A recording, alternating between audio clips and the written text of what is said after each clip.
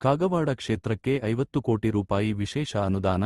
ಶಾಸಕ ರಾಜು ಕಾಗೆ ಕಾಗವಾಡ ಕ್ಷೇತ್ರದ ಸರ್ವಾಂಗೀಣ ಅಭಿವೃದ್ಧಿಗಾಗಿ ಮುಖ್ಯಮಂತ್ರಿಗಳ ವಿಶೇಷ ನಿಧಿಯಿಂದ 50 ಕೋಟಿ ರೂಪಾಯಿ ಅನುದಾನ ಮಂಜೂರಾಗಿದ್ದು, ಮೂಲಭೂತ ಸೌಕರ್ಯಗಳಿಗೆ ಹೆಚ್ಚಿನ ಒತ್ತು ನೀಡಲಾಗುವುದು ಎಂದು ಶಾಸಕ ರಾಜು ಕಾಗೆ ಹೇಳಿದರು. ಬುಧವಾರ ಮಂಗಸುಳಿಯ ಶ್ರೀ ಮಲ್ಲಯ್ಯ ದೇವಸ್ಥಾನದ ದೇವಿವನ ಅಭಿವೃದ್ಧಿ ಕಾಮಗಾರಿ ವೀಕ್ಷಿಸಿ ಮಾತನಾಡಿದ ಅವರು, ಅರಣ್ಯ ಇಲಾಖೆಯಿಂದ ಮಂಜೂರಾದ 1 ಕೋಟಿ ರೂಪಾಯಿಗಳಲ್ಲಿ ಈಗಾಗಲೇ 60 ಲಕ್ಷ ರೂಪಾಯಿ ಬಿಡುಗಡೆಯಾಗಿದೆ ಎಂದರು. ಅಲ್ಲದೆ ಕಾಗವಾಡ, ಶೇಡಬಾಳ ಸೇರಿದಂತೆ 6 ಗ್ರಾಮಗಳ ಕೆರೆ ತುಂಬಿಸುವ 26 ಕೋಟಿ ರೂಪಾಯಿ ಯೋಜನೆಯ ಟೆಂಡರ್ ಪ್ರಕ್ರಿಯೆ ಮುಗಿದಿದ್ದು, ಶೀಘ್ರವೇ ಕಾಮಗಾರಿ ಆರಂಭವಾಗಲಿದೆ ಎಂದು ಭರವಸೆ ನೀಡಿದರು.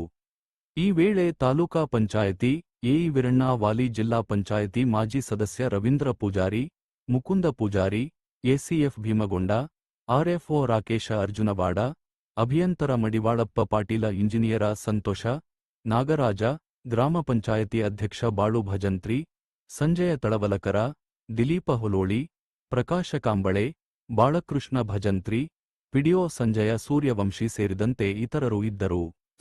ಉಗಾರ್ ಪುರಸಭೆಯಲ್ಲಿ ಬರುವಂಥದ್ದು ರೈಲ್ವೆ ಸ್ಟೇಷನ್ ಹಿಡಿದ ಕೂಡ್ಚಿ ರೋಡ್ ಮಠ, ಭಗತ್ ಸಿಂಗ್ ಸರ್ಕಲ್ ಮಠ, ಅದು 40 ಲಕ್ಷದ ರಸ್ತೆ ಮತ್ತು ಮಂಗಸುಳಿ ಹಳೆ ರಸ್ತೆ ಅಂದರೆ ಸೀಮಿ ಲಕ್ಷ್ಮಿ ಗುಡಿಯಿಂದ ಮಂಗಸುಳಿವರೆಗೆ ಈಗ 40 ಲಕ್ಷದ ರಸ್ತೆ ಇವತ್ತು ಪ್ರಾರಂಭ ಮಾಡಿದ್ದೀವಿ. ಮತ್ತೆ ನಾವು ಬೇರೆ ಬೇರೆ ಅನುದಾನದಲ್ಲಿ ಮತ್ತೆ ಕೊಟ್ಟಿದ್ದೀವಿ. ಅದು ಪೂರ್ತಿ ಮಂಗಸುಳಿ ಸೀಮೆ ರಸ್ತೆಯಿಂದ ಇಲ್ಲಿ JCS ರಸ್ತೆ ಅಂದರೆ ಮುಖ್ಯ ರಸ್ತೆವರೆಗೆ ಅದನ್ನು ರಸ್ತೆದು ಮಾಡುವಂಥದ್ದು.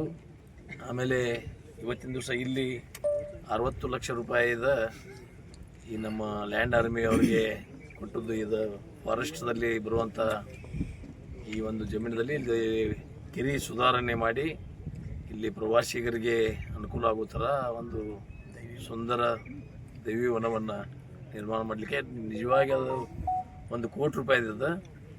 ಈಗ ನಮಗೆ 60 ಲಕ್ಷ ರೂಪಾಯಿದ ಅಪ್ರೂವಲ್ ಕೊಟ್ಟಿದ್ದಾರೆ. ಇನ್ನೂ 40 ಲಕ್ಷ ರೂಪಾಯಿ ಇದನ್ನು ಮುಗಿಸಿದ್ರೆ ಅದನ್ನು ತೆಗೆದುಕೊಂಡು ಒಟ್ಟು 1 ಕೋಟಿ ರೂಪಾಯಿದಲ್ಲಿ ಕೆಲಸವನ್ನು ಮಾಡ್ತಾಯಿದ್ದೀವಿ. ನಮಗೆ 50 ಕೋಟಿ ರೂಪಾಯಿ ಮೊನ್ನೆ ವಿಶೇಷ ಅನುದಾನವನ್ನು ಕೊಟ್ಟೋದ್ರಿಂದ 37.5 ಕೋಟಿ PWD ವರ್ಕ್ಗಳು ತೊಗೊಂಡಿದ್ದೀವಿ.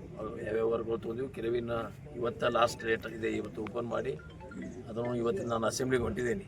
ಅಸೆಂಬ್ಲಿಗೆ ಹೋಗಿ 1ನೇ ತಾರೀಕು ಬಂದು ಅವು 37 ಕೋಟಿ ರೂಪಾಯಿದ ಎಲ್ಲ ಕಡೆ ಹಾಕಿದ್ದೇವೆ. ಎಲ್ಲ ಹಳ್ಳಿಗಳಲ್ಲಿ ಒಂದೊಂದು ರಸ್ತೆಗಳು 2 ಕೋಟಿ, 3 ಕೋಟಿ, 4 ಕೋಟಿ, 5 ಕೋಟಿ, ಆಮೇಲೆ 12.5 ಕೋಟಿ ಜಿಲ್ಲಾ ಪಂಚಾಯತಿ ರಸ್ತೆಗಳು, ZP ರಸ್ತೆಗಳನ್ನ ಅವು ಹಾಕಿದ್ದೀವಿ. ಅವು ಒಂದು 20 ಲಕ್ಷ, 30 ಲಕ್ಷ, 40 ಲಕ್ಷ ಹಿಂಗೆ ತೊಗೊಂಡಿದ್ದೀವಿ.